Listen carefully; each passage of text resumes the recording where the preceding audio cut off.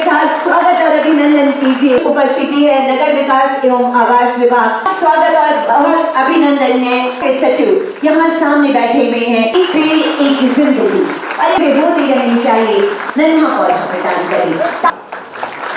आज के इस अवसर पर कराहट लगातार होती रहे।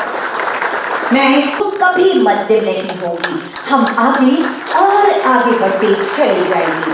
संकल्पों का ये दिया यूं ही अनवरत जलता रहेगा और राज्य के अंतिम घर आंगन तक योजनाओं की बहुत बहुत प्रचलित कर आज के कार्यक्रम का विधिवत शुभ नियुक्तियां माननीय मुख्यमंत्री जी की कोशिशें की इसी कड़ी को आगे बढ़ाते हुए इस कार्यक्रम को गरिमा प्रदान की है। सर, यहाँ उनको नियुक्ति पत्र दिया जाएगा। स्ट्रीट इंस्पेक्टर की विभिन्न पदों पर नवनियुक्त हुए आप सभी अभ्यर्थीगण को मेरी ओर से हार्दिक अभिनंदन है, जोहार है। बहुत लंबे समय से यहाँ उपस्थित जितने भी अभ्यर्थी हैं इंतजार कर रहे थे कि हमारा नियुक्ति हमें कब मिलेगा। आपको मालूम है कि इसी नियुक्ति पत्र वितरण कार्यक्रम में कुछ लोगों को पहले ही नियुक्ति पत्र दिया जा चुका है।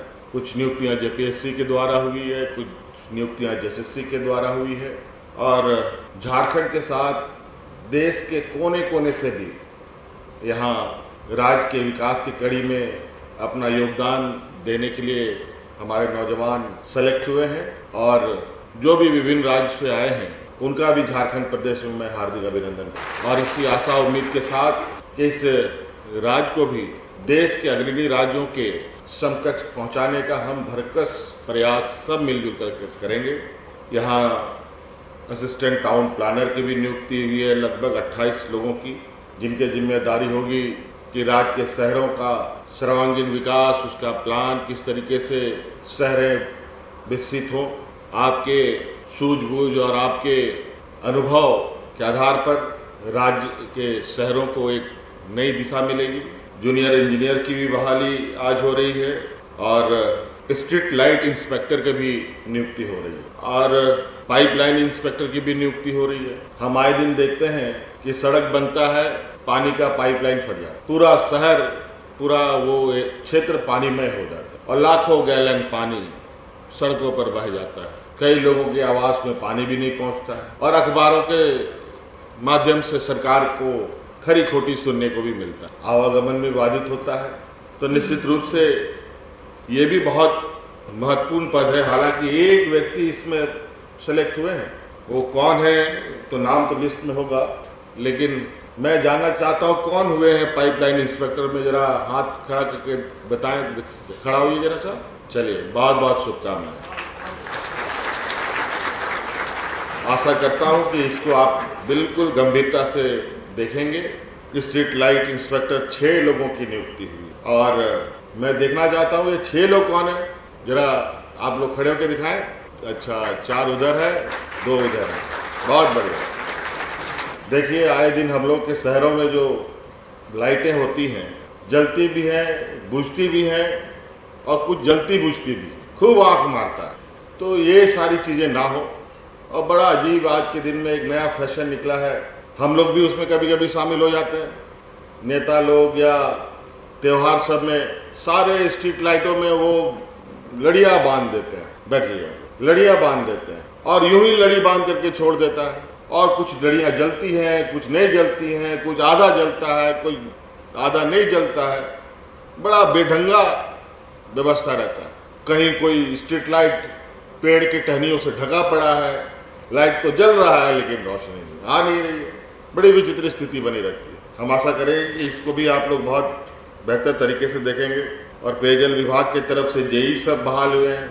अभी अभी मैंने लापरवाही को फ्लैग किया है मुख्य सचिव के समक्ष में, उस पर तो अभी हम कार्रवाई करने जा रहे हैं, हजारीबाग जिले का। तो इस बात को बिल्कुल आप लोग गांठ बांध के रखिएगा। आप ईमानदारी से काम करें, आप उदाहरण बन के दिखाएं, सरकार आपको सम्मानित करे। और हम चाहेंगे, हम मुख्य सचिव साहब से भी ये बात कहेंगे कि हमारे जो पदाधिकारी हैं, हमारे वरीय सिर्फ IAS IPS से नहीं, जो UPSC क्वालिफाई किए हैं उन्हीं को सम्मान दें। हम चाहते हैं JPSC JSSC से भी जो भी हमारे अभ्यर्थी अच्छे काम करते हैं उनका भी आकलन किया जाए, उनको भी सम्मान करने का काम किया जाए। राज्य सरकार के द्वारा। MBI की भी नियुक्ति हुई है, लगभग 40 लोगों की। MBI की बहुत अहम भूमिका है राज्य में पॉल्यूशन को कंट्रोल करने का, और जिस तरीके से गाड़ियों के द्वारा प्रदूषण फैलाया जाता है किसी से छुपा नहीं है। दिल्ली में स्थिति ये हो गई कि एक पर्टिकुलर समय तक ही उन गाड़ियों का उपयोग होता है, उसके बाद उसको कंडम में डाल दिया जाता है। अब वो वहाँ पर धीरे धीरे चीज़ें इतनी सख्त हो रही हैं कि गाड़ी भले ही आपने खरीद कर ना चलाई हो, 500,000 किलोमीटर ही चला हो, लेकिन उसकी अवधि खत्म हो गई तो आप उसको सड़क पर नहीं निकाल सकते। इसीलिए MBI की भी नियुक्ति बहुत महत्वपूर्ण है। तो बिल्कुल आप लोग इस विषय को गंभीरता से लेंगे। माइनिंग इंस्पेक्टर, ये तो इस राज्य का एक ऐसा सब्जेक्ट है, मुझे लगता है इससे पहले माइनिंग इंस्पेक्टर की नियुक्ति हुई है कि नहीं हुई है मुझे नहीं मालूम है। मैं विशेष रूप से, भले ही लोग बाहर से लिए गए हैं, हमारे देश में पहला और आखिरी मुझे लगता है कि माइनिंग इंस्टीट्यूट हमारे ही राज्य में था, लेकिन उनकी नियुक्ति नहीं होने की, नियुक्ति किस प्रकार हुई पूर्व में इसकी मुझे जानकारी नहीं है, लेकिन अब वो IIT में कन्वर्ट हो। जबकि यहाँ पर खनन की जो गतिविधियाँ हैं मुझे लगता है कि और राज्यों की अपेक्षा बहुत अधिक है।